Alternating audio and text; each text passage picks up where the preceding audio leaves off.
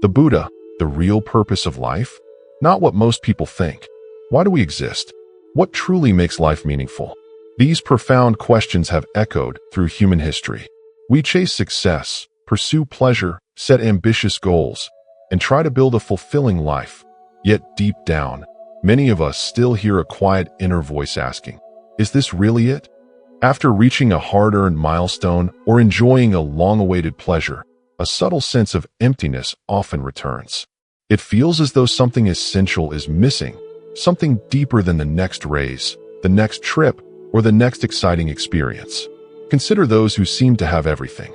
At the peak of his fame and wealth, comedian Jim Carrey once said, "I wish everyone could get rich and famous so they could see that it's not the answer."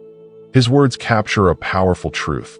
The things society tells us will bring lasting happiness often fall short. So if money, status, and pleasure aren't the ultimate purpose, what is? To answer this, we need to examine two layers. First, why even our greatest achievements leave us unsatisfied.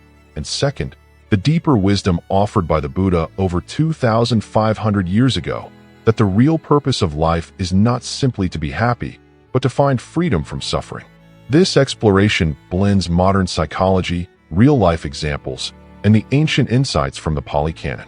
It is not about religious dogma, but about honestly understanding the human condition and discovering a more meaningful way to live. The modern misunderstanding. Today's culture insists that the main goal of life is to be happy. From a young age, we're encouraged to chase good grades, high-paying careers, romantic love, material possessions, and exciting experiences, all in the name of happiness. In many societies, the pursuit of happiness is even considered a basic right.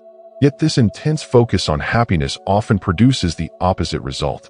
Psychologists have identified what they call the happiness paradox.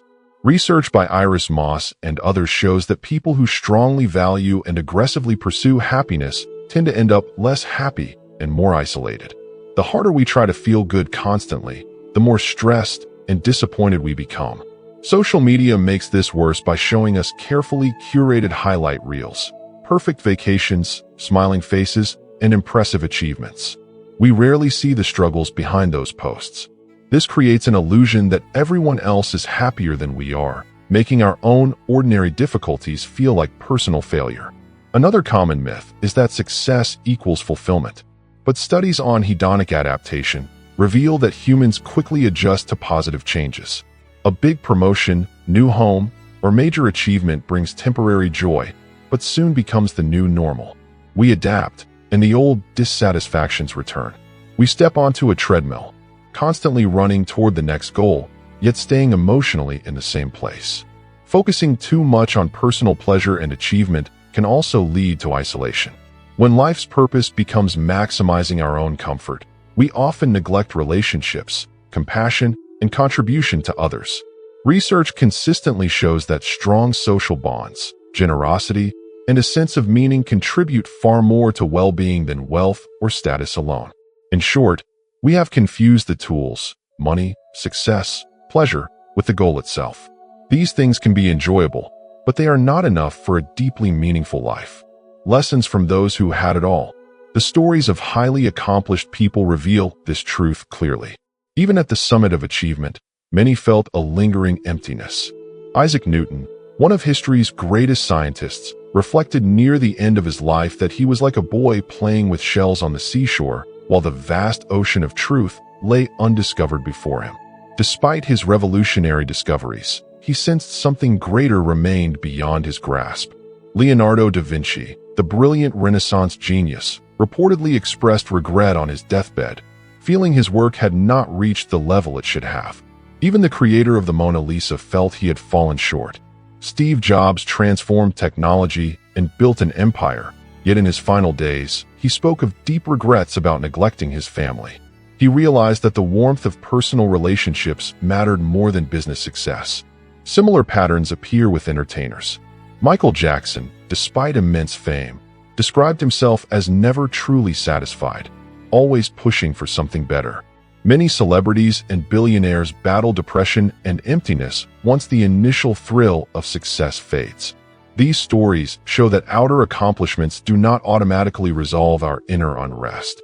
The causes of dissatisfaction, craving, fear, comparison, and the search for meaning remain untouched by wealth or fame. The hidden mechanics of desire. Why do we keep chasing despite repeated disappointment? On the surface, it seems we are pursuing pleasure, but a closer look reveals something important. Much of what we call seeking happiness is actually an attempt to escape discomfort. The Buddha illustrated this in the Salatha Sutta, the arrow. He explained that when an untrained person experiences pain or unease, stress, boredom, loneliness, they instinctively reach for sensual pleasure to cover it up. Pleasure becomes a temporary anesthetic rather than true fulfillment. Modern psychology supports this. In addiction research, people often continue harmful behaviors not for the high, but to avoid feeling low. The same pattern appears in everyday habits: scrolling endlessly to escape boredom, overeating to numb emotions, or working obsessively to feel worthy. The Buddha used the analogy of an itch and scratching. Scratching feels good only because of the preceding itch. If there were no discomfort to begin with, the action wouldn't bring pleasure. Many of our happy moments are simply relief from prior unease. This leads to what Buddhism calls the suffering of change. Pleasures are impermanent. They arise, last for a while, and then either fade or turn into new forms of discomfort. Eating when hungry brings relief, but overeating causes unease.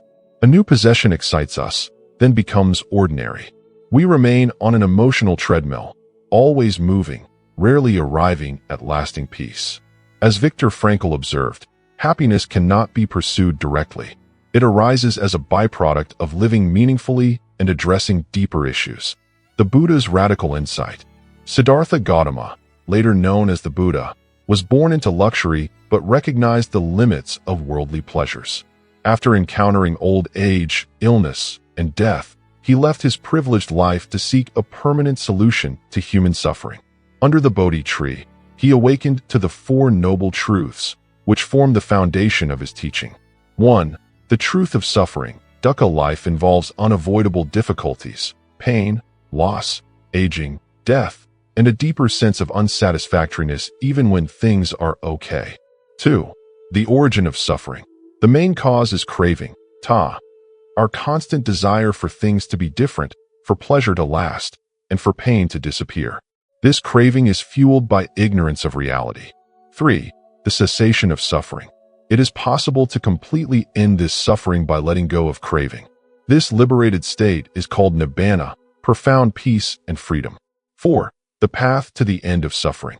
The Noble Eightfold Path provides a practical way to achieve this freedom. The Buddha summarized his entire teaching as suffering and the end of suffering. He was not denying joy, but pointing to a more reliable foundation for well-being. Happiness versus true freedom. Modern research increasingly aligns with this view. Obsessing over happiness often increases anxiety and disappointment. When we focus instead on meaning, ethical living, and reducing suffering, our own and others, a quieter, more stable contentment naturally emerges. True freedom is not the absence of all pain, but the ability to meet life's difficulties without adding unnecessary mental suffering. It is like the vast sky that holds all weather, storms and sunshine, without being disturbed. Living the Noble Eightfold Path. The Buddha offered a practical guide that anyone can follow. Right view. Seeing life clearly, understanding impermanence and cause-effect. Right intention. Cultivating kindness, letting go, and harmlessness.